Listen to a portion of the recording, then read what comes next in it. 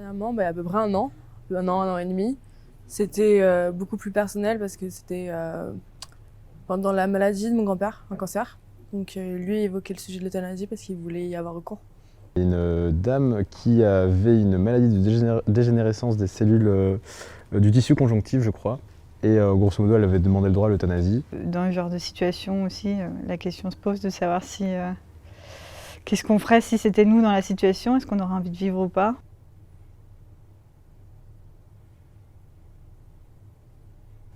Moi, je pense qu'il faudrait faire un peu, tu sais, comme pour le don d'organes.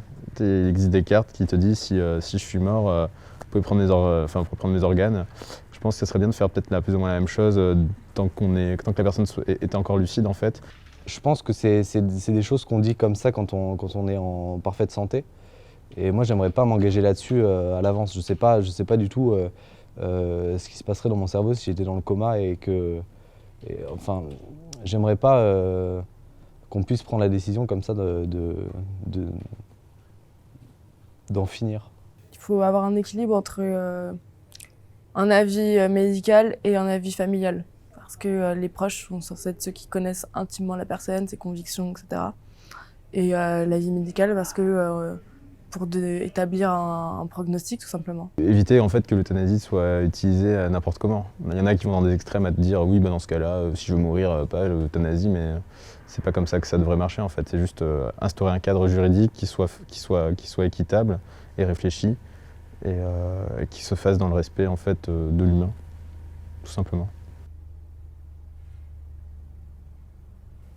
Enfin, il y a un mec qui veut se suicider et qui essaie de se tuer et qui se rate, on va pas le foutre en prison ou quoi, tu vois.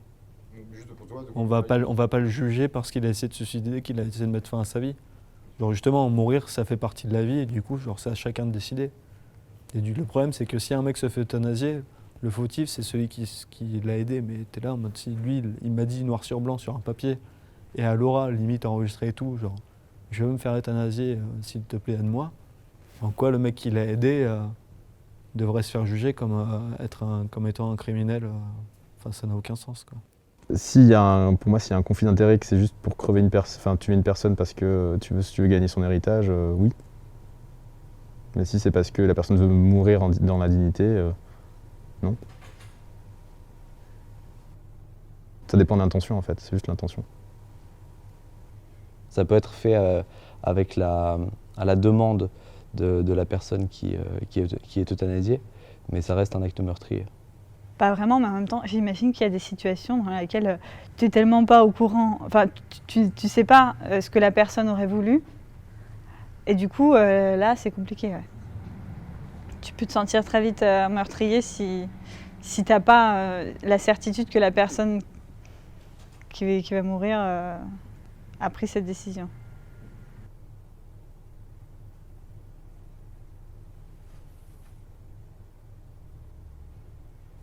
Je pense que ça pourrait faciliter le deuil, qu'on sache à l'avance que la personne va cesser de vivre à tel moment. Malgré le fait que je suis plutôt opposé au fait qu'on euthanasie quelqu'un. Mais c'est vrai que effectivement, ça pourrait soulager le deuil plutôt que d'avoir je sais pas, un état végétatif pendant un temps indéterminé qui peut durer des années comme des semaines. C'est un peu comme tout dans la vie et dans la mort, c'est-à-dire que ça dépend le point de vue, enfin la manière dont toi tu as envie d'aborder ton deuil. Si tu prends ton deuil sous l'aspect de la culpabilité et que tu te reproches de ne pas être assez fort pour porter quelqu'un qui n'est plus là, tu vas souffrir davantage.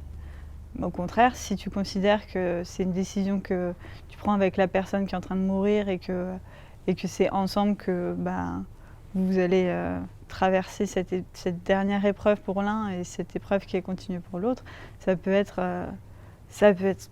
dans tous les cas, c'est horrible et terriblement douloureux, mais il y a quelque chose de vraiment fort et de beau dans l'idée que voilà, c'est une dernière aventure qu'on vit ensemble, quoi. Et donc dans le deuil, il y a quelque chose de plus paisible, je pense, ouais, après.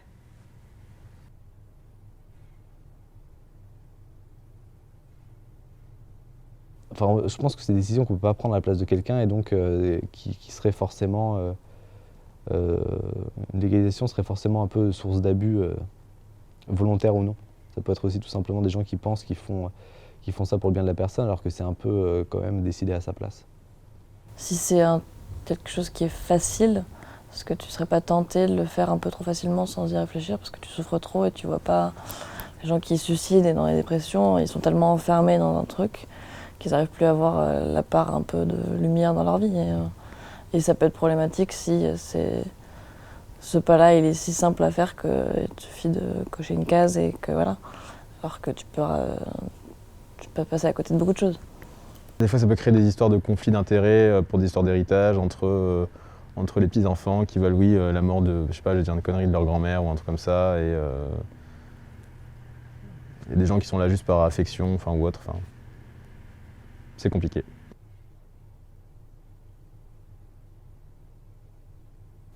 Ouais, je viens de dire, il y a toujours de l'espoir. Mais parce que mon grand-père a été très malade pendant un temps. Et les médecins ont dit, bon, c'est fini, là, il faut le laisser partir, quoi. Nous, on peut plus rien faire. Et du coup, ils n'ont plus rien fait. Et une semaine après, il était debout, sur pied. Il n'a jamais été aussi en forme que là. Et, ouais. Il y a déjà des cas de miracles qui sont produits, des guérisons miraculeuses. Donc je préfère garder espoir en maintenant la vie plutôt que de vouloir forcer les choses.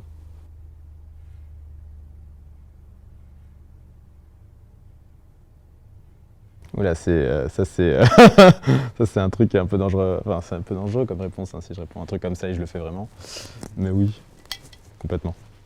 Oui, si le proche me supplie et qu'il me semble conscient, il est dans un état de conscience à peu près correct, je pense que je pourrais le faire. C'est pas la loi qui me gênerait, c'est plutôt ma conscience et être sûr de faire le bon choix. Mais c'est pas le fait qu'il y ait une loi ou non qui changerait quelque chose. Moi, j'aurais peur de manquer de courage. Mais peut-être que oui. Par amour, oui. J'ai vraiment hésité l'année dernière, du coup, à tuer mon grand-père finalement, mais par sa volonté. Alors qu'il était plus en état mental, lui, de réitérer son choix, mais que je savais être le sien. Et je l'ai pas fait parce que c'est pas facile à faire, justement. Quelqu'un qui en vient là, c'est quelqu'un qui n'a plus de choix, justement. Et on devrait jamais mettre ne serait-ce qu'un proche dans cette position. Mettre n'importe qui dans cette position. Parce que ça va faire 1 an que du coup mon grand-père est mort et j'ai encore le regret de pas pouvoir l'aider et qu'il ait dû partir de cette manière. Ça entache mon deuil et ça aggrave une certaine culpabilité qui est normale quand on perd quelqu'un. Donc oui, je préférais ne pas avoir à penser à ça mais si j'avais passé le cap, j'imagine pas les conséquences sur ma vie à moi après aussi. J'aurais eu la satisfaction de respecter son vœu, mais j'aurais peut-être perdu ma liberté, quoi. Pour sa liberté de lui, de choisir.